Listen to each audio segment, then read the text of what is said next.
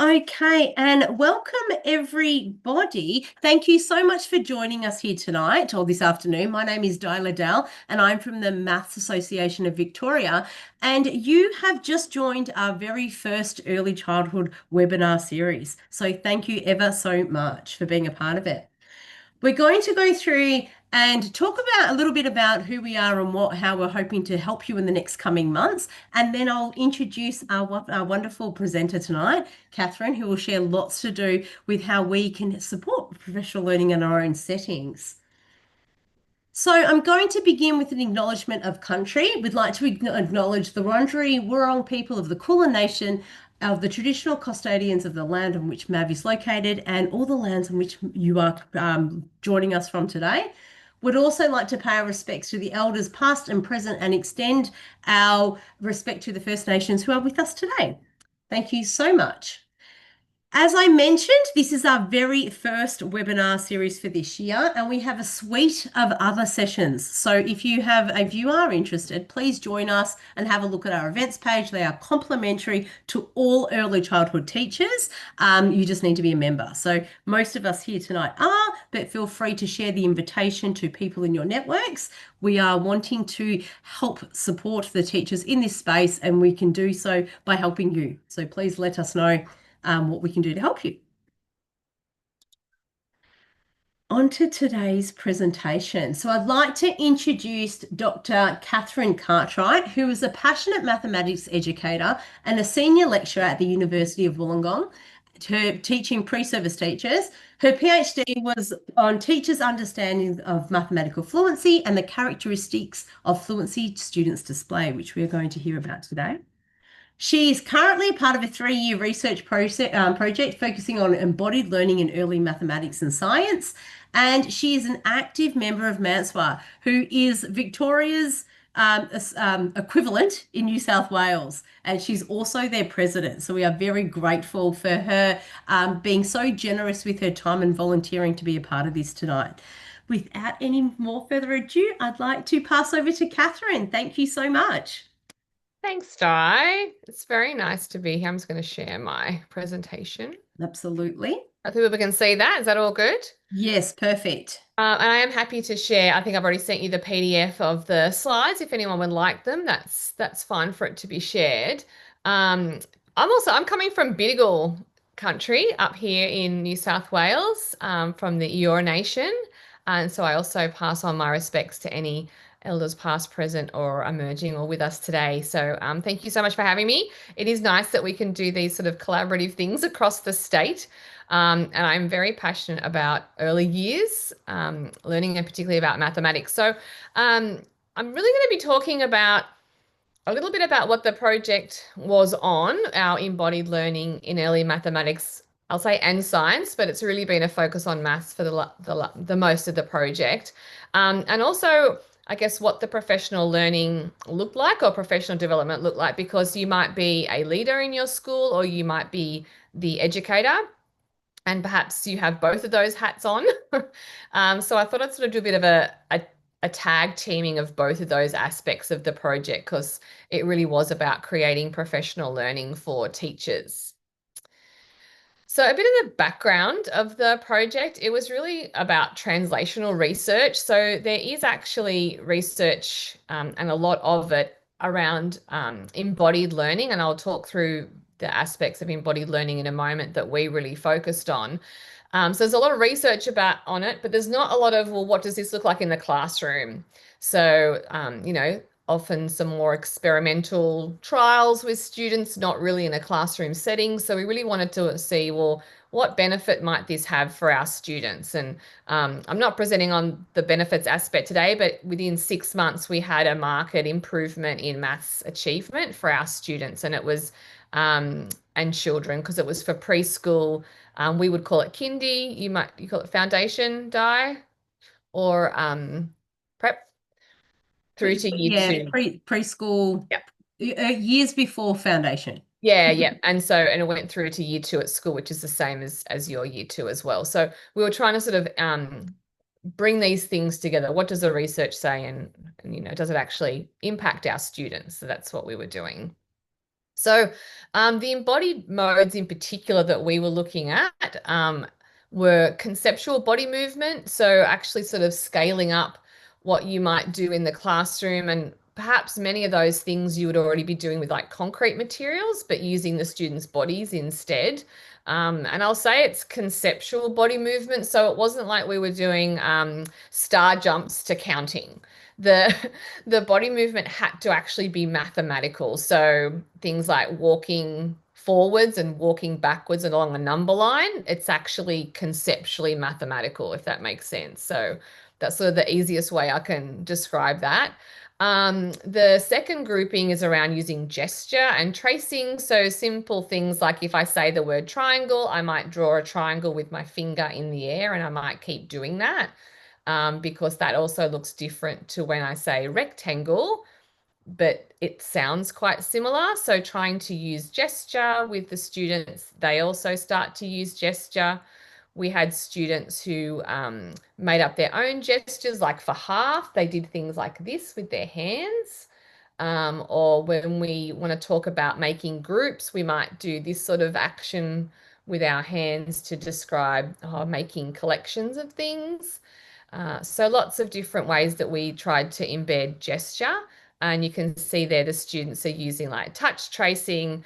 It's a very old classic activity where the students would draw numbers, or if you're doing an English context, letters on the back, and the students then try and pick what they're doing. So, and a lot of these things, I don't think they're probably particularly new, but it was really about being intentional about how we use them in our preschool and early years settings. And then we had drawing. So drawing isn't always classed as an embodied haptic mode, but Jenny, who Associate Professor Jenny Way, who is the lead in this research project, her love is around children's mathematical drawing. So we definitely thought it was a nice extension for tracing anyway, because you're just sort of using a pencil. So really about how we have to be quite explicit about teaching mathematical drawing because it's a different purpose than what you would do for, say, creative drawing, which is much freer. So how do we get them to use it as a communication tool? So that's sort of what the project was on.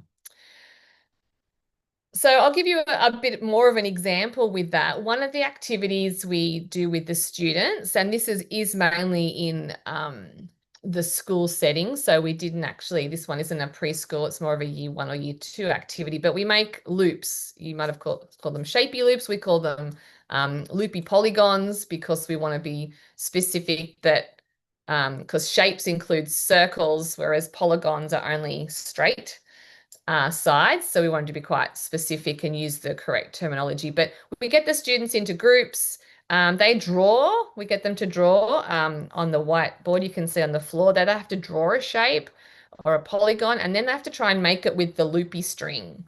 So it's very much a whole body conceptual movement where their finger or their hand becomes the corner or the vertex, and they just try and make different shapes, particularly the ones they've drawn.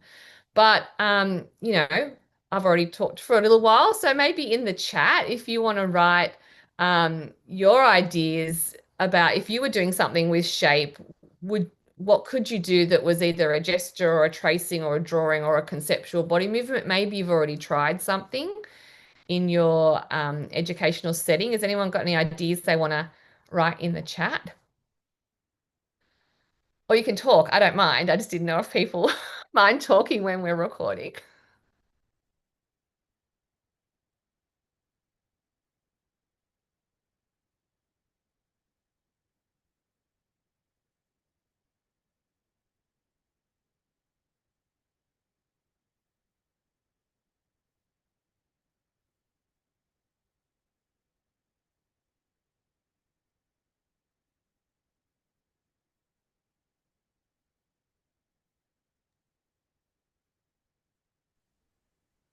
I think even from that picture that you're sharing with us, Catherine, you can see straight away how you can start to talk about the characteristics as they are exploring using the string. So as they're just Yes. holding it and touching it to be like, oh, what shape have you created? How do you Yes. fix that shape? Yeah, and look, I'd love to show you the videos, but I'm not allowed to because of the permissioning rights of we have or don't have for using it beyond New South Wales context. But it took them a long time to work out where to hold the string, how to hold the string, that I only perhaps use one hand, that I have to hang on to it to make the shape. If I let go, it's not really going to work anymore. And so there's a lot of, I guess, behavioral management that goes with these kind of tasks as well. Thanks, Sarah, for putting that in the chat. Yes, you could make shapes with their bodies, and I've got a picture of that coming up actually.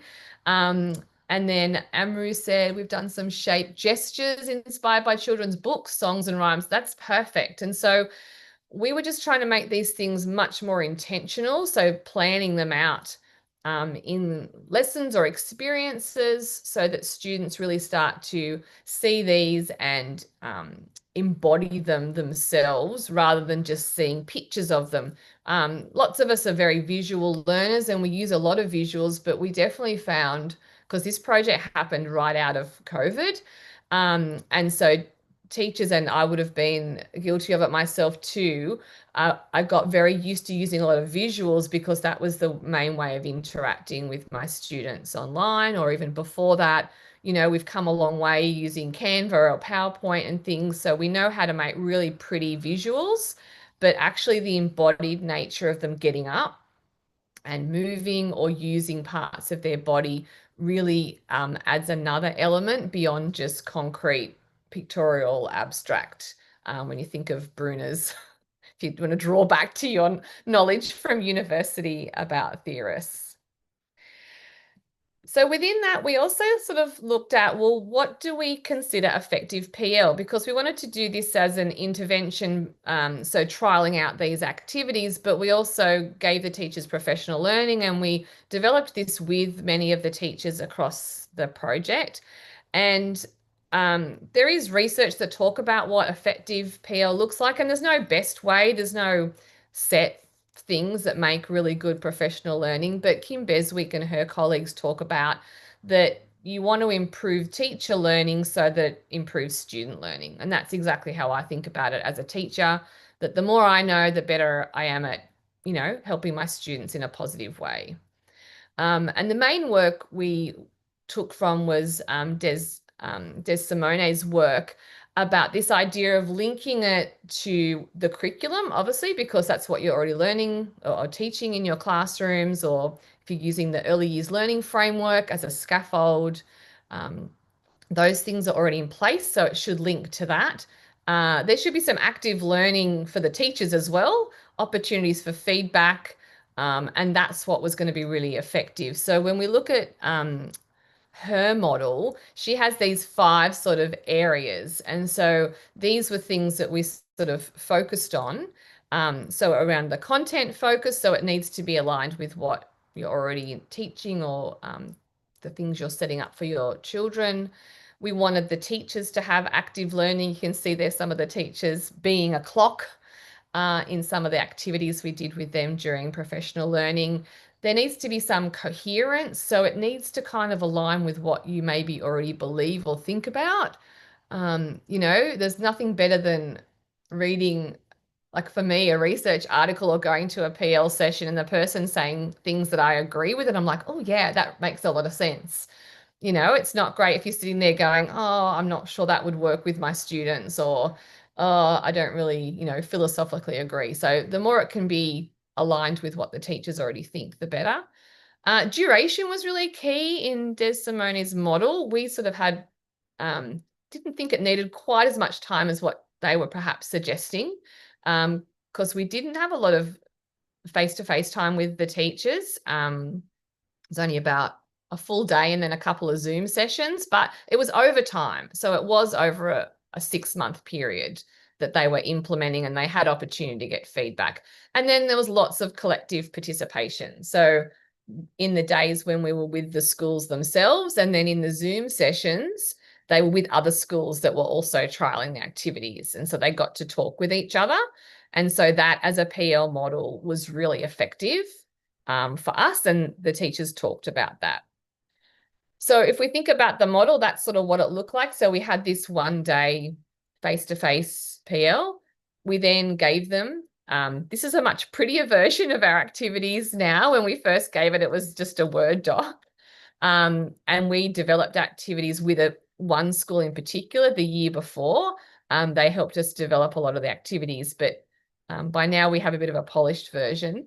But then they would go and trial things, and we had all of those activities. There was about 150 or 160 activities, all set out linked to the grade that they were working with, so from preschool to year 2, and also aligned to New South Wales curriculum, but you could align it to the Australian or VC curriculum or the early years learning framework. And we would sort of say, well, why would this task be a good idea? And then the teachers would come to a Zoom, they'd hear a bit more, they'd get some time to share what they've been doing, and that sort of process cycled round.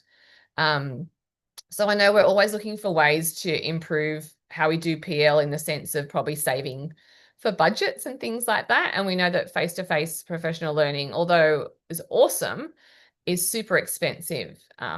In New South Wales, at least, it's very difficult to find the time or the funds to get lots of teachers out. I know you run a fantastic conference in December that I'm coming to again this year, which I'm very excited about, as do we in New South Wales, but it's super hard in this time. So we were really excited that something that was online, it still had that active participation and chit chat that was important for our teachers to learn. So this is like an example of what one of the activities would look like. This is our preschool teacher who let me video her in her preschool.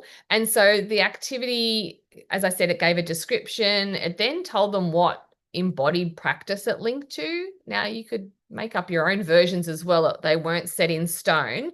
And then we told them, well, why, from the research standpoint, why it was a good activity to do. So this is about finger numbers and children representing numbers with their fingers. And then you can see there how we linked it to outcomes from the early years learning framework. That's version 2, the newest version. I don't think they have another version yet. No, Di's shaking her head, which is good. So that's sort of what we got them to try in their classroom, and then they just reported back on what they were doing. So here's some of the comments that the teachers gave. I won't read them all. I know there's a lot of text there. You can go back later and look at the slides. But when I think about those 5 sort of features of the PL, it being content focused, the teachers talked a lot about that they really liked that they could see how it linked to things and experiences they were trying to have with their students or their children. So they talked about, I've been drawing the number line, and then the students jump along it and they can represent the numbers. We might start with making a number line physically, and then we do the same thing, and then they go and teach an explicit lesson on how to draw a number line and things like that. They also did things around trying to make connections between what the students were doing physically with then the abstract of writing numbers or something like that. So so they talked about how that was a good feature, and also how it was then building student confidence. Not that we were looking at student confidence, but it was definitely something they talked about. So for me as an educator, as soon as I hear teachers talking about students' experiences from what we're trying to get them to have a go at, that's a win, because it means that 1, they've tried it out, and 2, they've found it helpful. So that was really exciting for us. So I'll give you an example. So I'm just looking at my timing. This is an example of the kinds of things they were talking about. So this is one of the activities where we make a number line and we put these cards out. Now that's a lesson in itself, getting the students to put cards equidistant along a strip of masking tape. Masking tape is your best friend. I don't know how environmentally friendly it is, but I sort of have a packet with me everywhere I go, because I can pretty much teach any math lesson with masking tape and a set of cards. But we got them to make the number line, like you can see on the floor there. We write like a number sentence on the board. So this is, I think, in a year 2 classroom. And then we get them to say, let's say it was, 8 plus 5. We get them to stand on 8 and then try and jump the whole 5. So you got to put some effort into it. You can see the student there putting some real effort into jumping. Now, if they don't get the 5, it's not a problem, but it's trying to show them that then if I jumped by ones, they're much smaller steps and I'll take more of them. Whereas if I'm trying to jump a larger amount, I'm going further away again. It's a bigger magnitude of number. So there's some really nice maths concepts going on there with them physically doing the jumping. I will say we didn't get them to jump backwards for subtraction because I think, we already had enough trouble them just trying to step backwards. But we did talk about what that would look like if I had jumped back 2 or something like that, or jumped back to a 10 as like a benchmark number and things like that. But the students really enjoyed being the numbers. So this conceptual body movement of actually they're enacting the mathematics itself. The teachers like the active learning themselves. They really enjoy being able to ask other teachers questions. And I know that in this webinar, I'm not doing a lot of, at the moment, letting you ask me questions. There will be time at the end or talking with each other. But we made it a major part of the Zoom sessions was that they got to ask each other questions and they were really good at it. They were good at going, oh, you said this. What does that mean? Can you clarify for me what that means or what it looked like in your classroom? So because it was only a few schools together, they had a nice back and forth. Like this is a lovely little group now. There's, only how many of us are in here? I haven't got my participants number on, maybe 10 or so. And so it's easy if you have a Zoom session of 100 students, like I sometimes do at lectures or things, the interaction level is much harder. But they really liked it and they felt comfortable to share their experience. And it was interesting how the active learning in the PL was sort of mirroring what was happening in the classroom, that they thought the kids were needed. I need the kids. They're not just learners, they're helping others and they're teaching others. So they really felt this, we're all in it together, learning together, and they were just willing to have a go.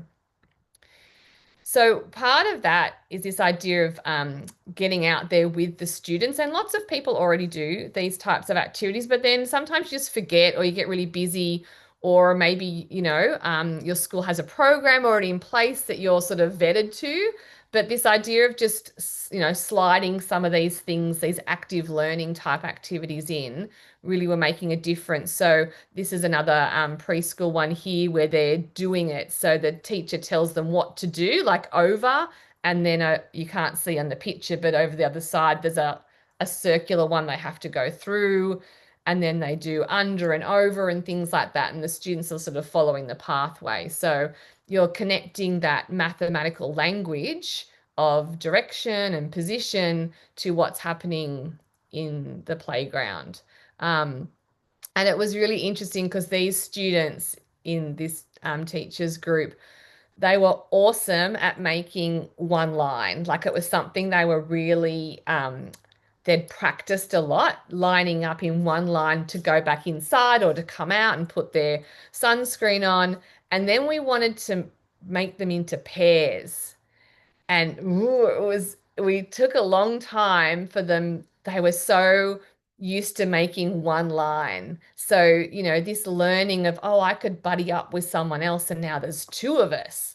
That was a really nice learning experience where they're embodying what pairs look like. So that was nice. The teachers did think it was coherent. So, like, as in there was coherence with what we were trying to get them to try in the classroom around embodied learning and what they were already doing. So, I know in Victoria, you also your lessons have already come out from the Vic department. Yes, you're nodding your head, Di. So we have similar support units from our Department of Education, and these schools were all department schools. So most of them were using those units. So they sort of said, oh, they fit into the units. I just tweaked them, or I added it in, or on my program, I wrote that I would do a gesture task here. So they felt that it was quite easy it wasn't like a new pedagogy or oh, this is a whole new idea I have to do now. They really felt that it was something they could manage. And some of them said, oh, yeah, we're already doing some of these things in English, like with letter formation, or, trying to get students spelling. There's some activities they were already doing that involved tracing or gesture that they could see were just being brought over to math. So for them, it was really coherent to what they were already doing.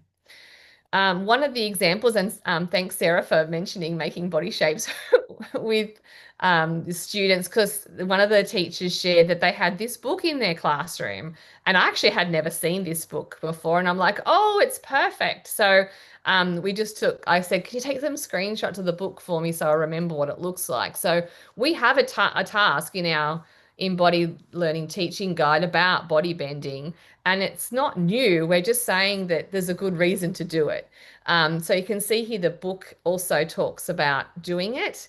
And it actually has a nice visual in the background as well, where the students are then overlaying their bodies on the shape. So really nice connection with the visual, with the enactment, and you know, that's the one on the right there. They've made what I would say is a square. But if I wanted to make a rectangle, can we do it with two people? Do I need more people? Things like that, all those sorts of discussions. So, and you would know that children love rolling around the floor. What is the book? I think it's called Watch This. That's the picture on the left. Thanks, Fiona, for asking. That's the name of the book. So that's the front cover, the picture on the left. Yeah, I had never seen it before, but I was very excited by it. The other thing that they talked about was that, yeah, collective participation. So they weren't just learners, the students were learners, but they were really open to change. Now, I know that's something hard if you're someone who's running professional learning or professional development, getting buy-in from teachers, but we really tried to make them know that it didn't matter if it failed, it didn't matter if it didn't work. We just want to know, and we want you to have a go and change it. And they really started to do that. And they said, oh, well, we were playing the beanbag throwing game, but sometimes we put out Skittles instead, or use different tasks. And I really liked that they were willing to adapt what we were giving them, because we weren't trying to say that we had all the ideas. And it was lovely to see how they were doing that and just being intentional. It was very much about being intentional about when it might be useful to do these things with the students. So we do have a task to throw a beanbag. Again, this is probably something you might already be doing, but knowing there's a really good reason to do it, that it's very good for magnitude understanding for young children, that if I want to throw that beanbag to number 20, which they all wanted to throw it to number 20, and some of them I think threw it way beyond 20, I need to give it more of a push, right? I need to throw it harder because the number is further away than 1. So there's these really big ideas, that in mathematics, and one of those is understanding number magnitude. And so using a number track like that on the ground is really nice. That's just something you can roll out, and the students also obviously love jumping along it or walking along it, but the throwing of it from that one position, or from what you would think about as 0, really gives them a sense of how far the number is away.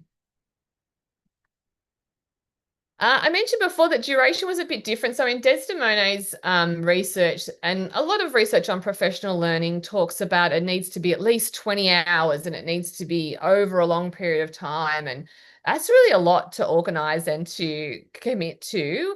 I've definitely run PL before that was within that model. And what would happen is someone would get sick, or they would miss a middle one, and then they would maybe feel not wanting to come back on because, there's all the other reasons and complications that come from long committed PL.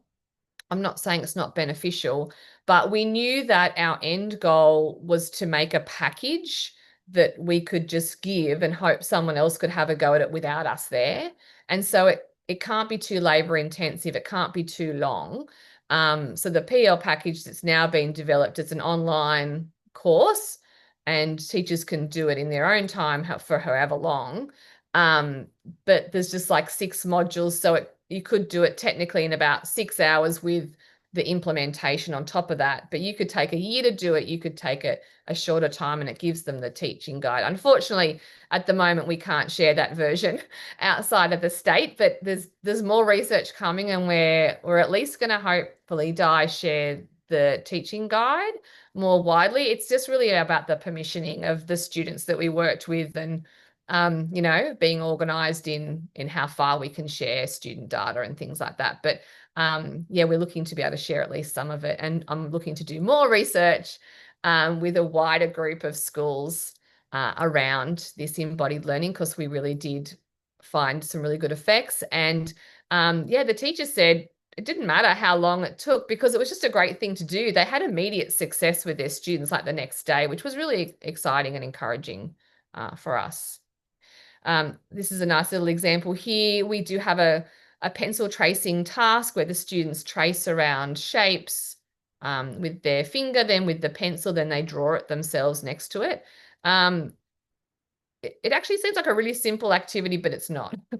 Once you start getting students to try and draw their own shapes, like you think, oh yeah, they'll be able to do that. And then you go, oh, okay, maybe I'm not being clear on what the features are that I want you to pay attention to. But what that meant is that, say in the preschool setting with the child there on the right, the teacher just got really more intentional about when the students were drawing, and they weren't necessarily drawing mathematically here, but they gave them time when they set up experiences for them where they were going to have opportunities to do some of these more embodied tasks. So it sort of just changed the way they were thinking about their mathematical provocations, or what sort of rotations you might set up and have available to students to encourage more embodied ways of working, I guess.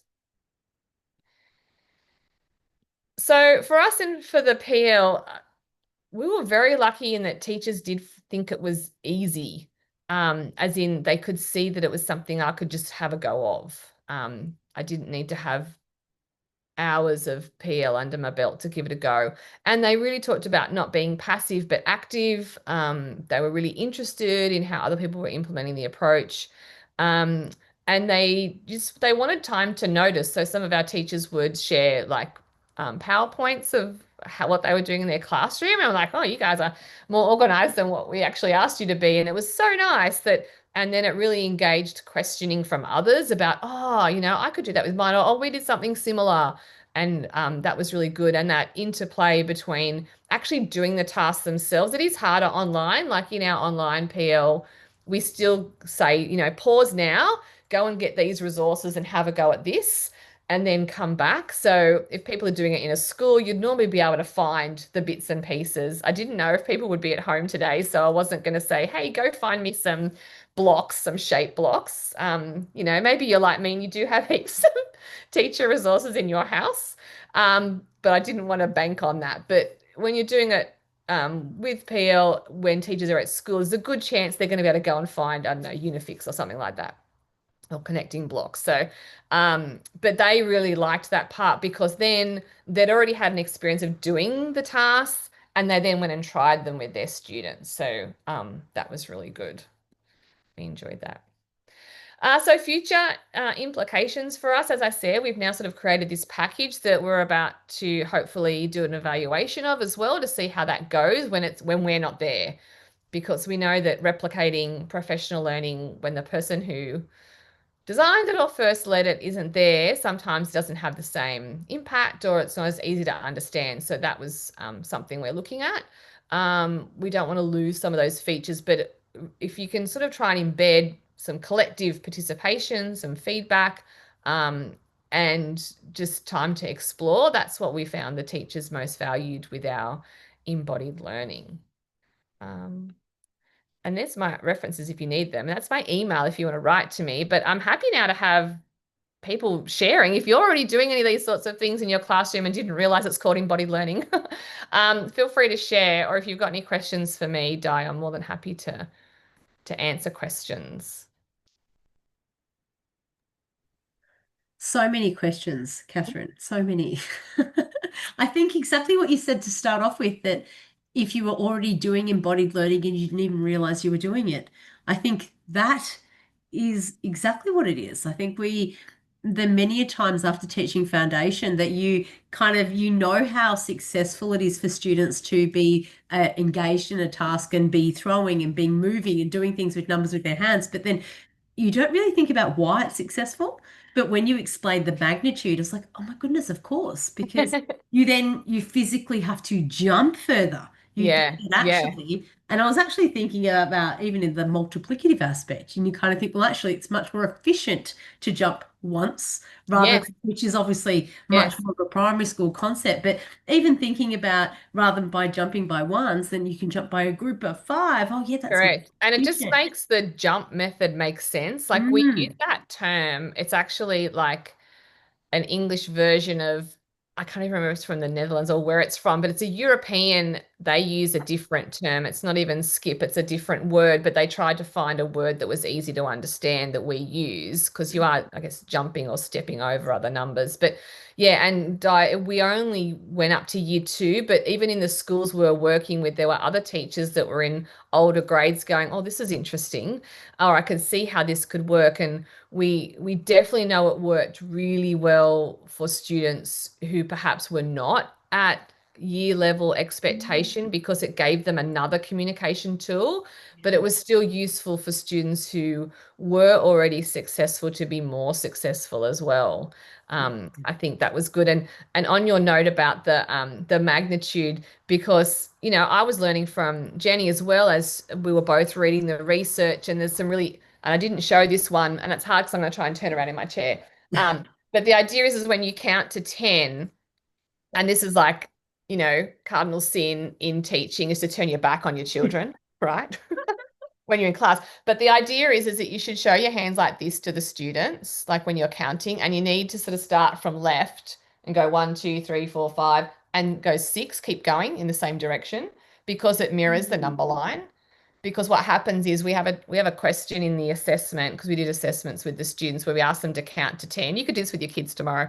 Ask Mm. them to count, and a lot of them, and it's all different, by the way. They'll won't do the same thing, but many people, and even as adults, will count from this hand, or Yeah. I'm a lefty, so I go this Yeah. one, and Yeah. then you'll start from the other thumb. Yes. So there's no connection with what I'm actually doing to what I would assume we want to then represent.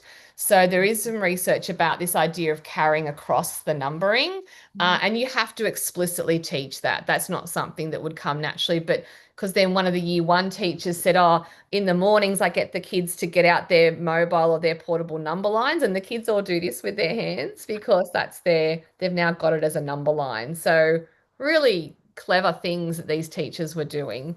Absolutely. Clever idea. And actually Yeah. never thought about it like that. But that, yes, makes Yeah, and complete so sense. I can see Amru has asked about, yeah, do you want the list of experiences? And that's what I'm trying to, like, I have it already. Like we could give you a dodgy word version, but like the department, because they were co-funders, they've done a beautiful job at making it look pretty. But I'm just asking if they'll be able to just take the links out to the videos because there's no student photos in the tasks.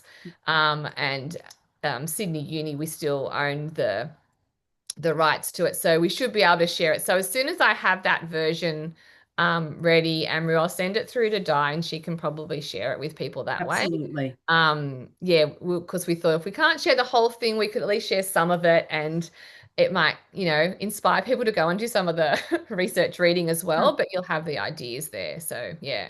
It'll definitely act as prompts, irrespective, to think that Yeah. actually I can do that with my students. And absolutely. There was Yeah. another question actually from Fiona that was talking about, I think it was more about defining embodied learning. What Yeah, actually yeah. is Yeah, embodied so learning? totally, if it's embodied, it's totally, yes, fingers are classes embodied learning. And in fact, I think fingers, we've actually ended up putting them in body movement more than gesture Mhm.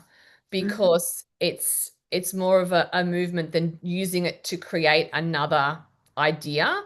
So we'll often use gesture as well, and we do it in mathematics. We use like metaphors. So if you're teaching balance and Mm. you do this with your hands, you're using gesture as a metaphor that you then need to describe mathematically, whereas moving your hands or fingers, that's all body movement. So yeah, normally they're called haptic modes is the technical term for them. And as I said, drawing isn't normally in it because you're using a instrument, but because we talked about air tracing and then you can do touch tracing, like drawing a triangle in the air feels very Mm. different to doing it on like a Carpet. table Yeah. or good old sandpaper Mm. shapes, Montessori style, if Mm. you're, of my era. Yeah. Still doing those things are really useful. That touch, we definitely found, like as a side note, coming out of COVID, the students, their pencil grip and things was very poor. We had many schools we worked with that just hadn't had that exposure to pencils or crayons or whiteboard markers or anything for a long period of time. And so they'd lost that ability. And even with whiteboarding, you don't really feel the pressure you do when you draw with like a crayon or a pencil, where you kind of got to put pressure. And so, there's something in that too, that idea of touching. Yeah. Mm. Mm. Does anyone want to share? Does anyone already do things like this that you think, oh, yeah, I'm doing that with my students? Please share. I'd love to hear what you're doing. Or even ideas of what they could do, of what they're thinking of doing.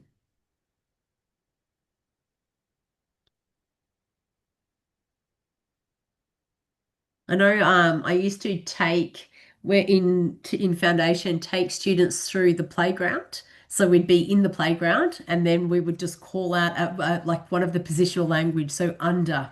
You need to be under. And they would all try to find something that they're under or on That's top of beautiful. or Yeah. next to. And then we actually then took photos of that and used that as a bit of a picture storybook that we then like linked into their literacy and made it a book. But it Yeah. was something, and I remember the idea that I was sitting planning with a colleague and I was like, oh, I just want them, I'm going to set up an obstacle course and they're going to go under and over. And then it just dawned on me, they've got an incredible playground Yeah. that they Yeah. use every day that they would then Yeah. be And it's reinforced. something that we shouldn't be trying to teach with visuals first. Like if I think about, I'm trying to find something I can pick up off my desk. I'm sure it'll be a good advertisement to pick up a merge journal. But like the idea of, is it is on top of like this, or is Yes. on top of like on my face? Like what's on top of mean? So, Mm, they're really difficult terminology if you don't enact them first mm. in mathematics. So, Amrish, we model and learn direction and position. Yeah, like under and over through using the book, going on a bear Yes. hunt, going on a Great bear one. hunt. Great Children love the one. context and play-based learning rather than just, yes, absolutely. There's so much you can Yeah. do with literature as well. And that's it. We found that teachers would start doing combos of things like, oh, we might use the, whole body movement stuff first at the beginning of a lesson or something. And then maybe the drawing was something to consolidate it, or the tracing was something we did, or the gesture, we'd do something together, and then they would go and just complete it, the activity that was already planned. So it was interesting how different people were using it. But yeah, just that idea of not perhaps using pre-made stuff already. So Di, you're saying you made your own book of the students, and I think that helps them remember the concept if they can recall actually doing it themselves. Mm. And co-constructing it being a part of it.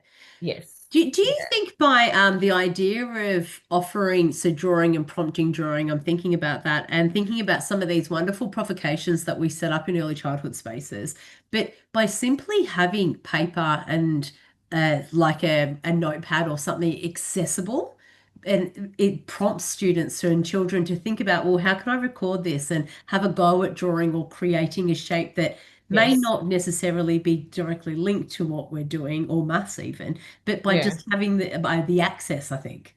I agree. Yeah. And so one of the preschool teachers that we worked with, she sort of took that on, and like you saw that number track that they were throwing the bean bag on, it had numbers on it. She made one that was empty, and she like wrapped it around, like she had like a little hill thing out in their playground, and it was big. And so she just played it down.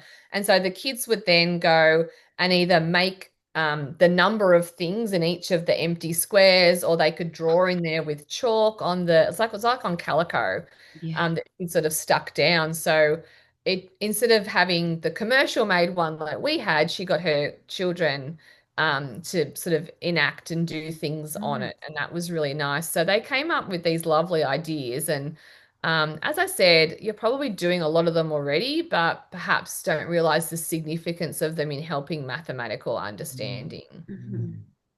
And also being able to articulate that and share that this is to families and the communities that we work with, that this is embodied learning and this is what it looks like, and we're intentional in the way that we're choosing that.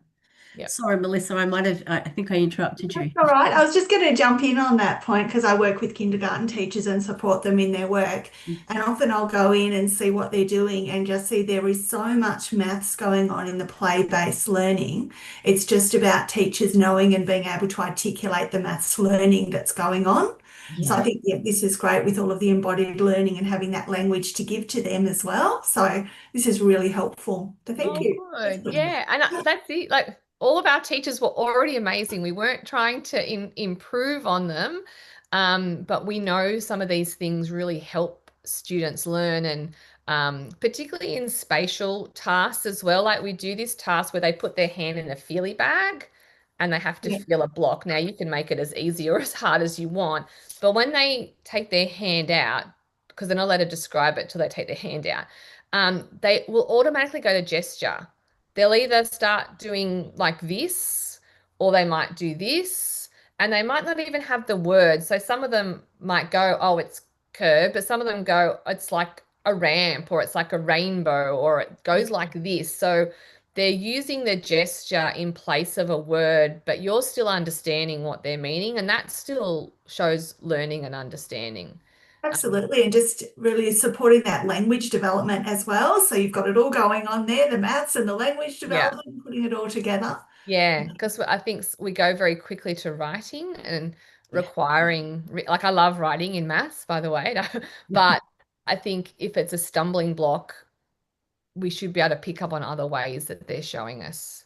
Yeah, Yeah. and I think especially in the preschool setting, getting children to have lots of opportunities with hands-on material and as you say, using their bodies before you get to the formal writing, which I know there can be pressure sometimes for, teachers to Yeah. have to go to that, but really just staying with that hands-on is so important for the children. Yeah. Yeah, and where they're working where they're at as well. Yeah. Mhm. Going on from this conversation, and you talked about gestures, and in your example, Catherine, you kind of mentioned that I guess the gestures are kind of student initiated, student led in the sense that they're the terminology, and then I'm assuming that the teacher obviously comes in with the vocab. Is there a set of gestures, I guess, that are standard, or I is it love that you better asked that to question. like are No, they look, better being and look, authentic? we had this exact same question Ah, from one of our teachers in the PL. In fact, nearly every PL we do, we have someone who asks that question. you So think there's like a perfectly hidden cute. set somewhere? It was really good.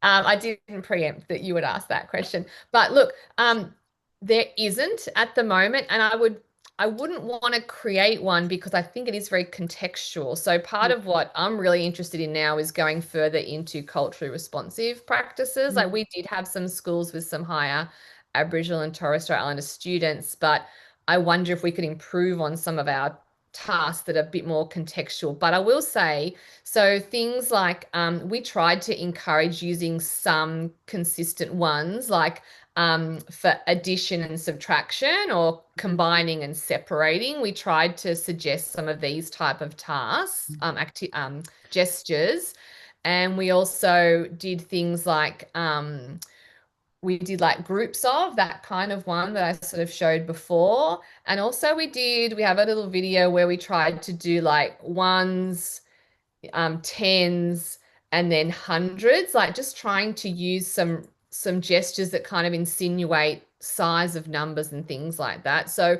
there are some good ones. And we actually said to the schools, well, talk with yourselves about, is there one that you're using a lot? Like as a teacher, if I'm standing at the front, I'll often do, and it might be the wrong way on your screen, but I'll do like numbers before and numbers after. But kids will only know that left and right movement if they understand there's technically like an imaginary number line behind me. So that's Mm, why we get them to do, they turn. And so then you go numbers before and numbers after. And mm, eventually you can move your body back around and then they will get this idea that I mean numbers before and numbers after. So there are some things that we do all use quite, or we might use for short and long, things like that. We had some teachers with the science, they were even doing like heavy and light. Like there was some things that seemed quite common.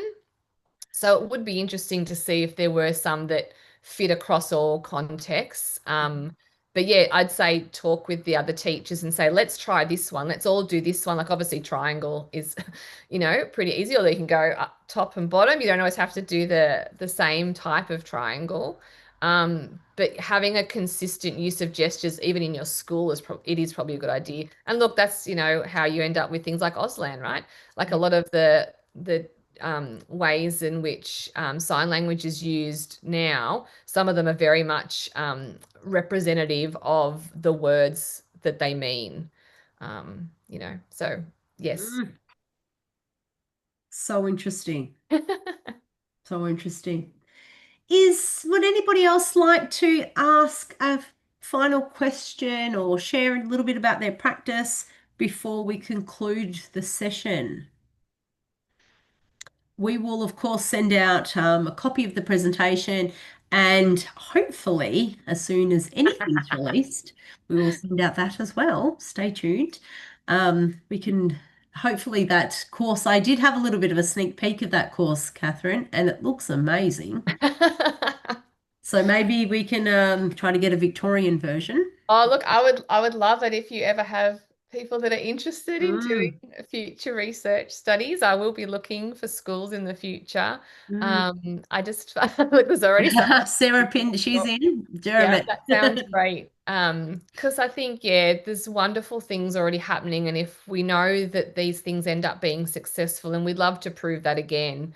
But we were super excited about in just 6 months the changes we saw, because we had 4 schools that did the intervention and 4 schools that didn't get any of the PLE intervention. So we matched them with demographics, and yeah, there was a really good difference in how they improved mathematically in just 6 months. So Mm.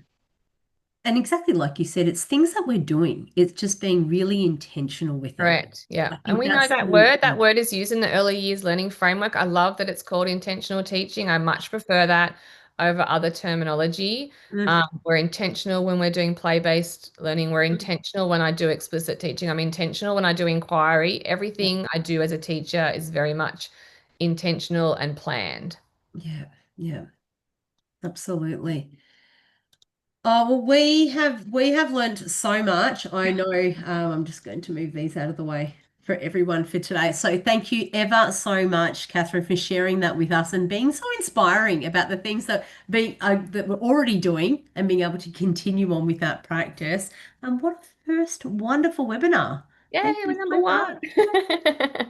much. We will share everything. Please take the time to share us the feedback with us, because we, of course, love that.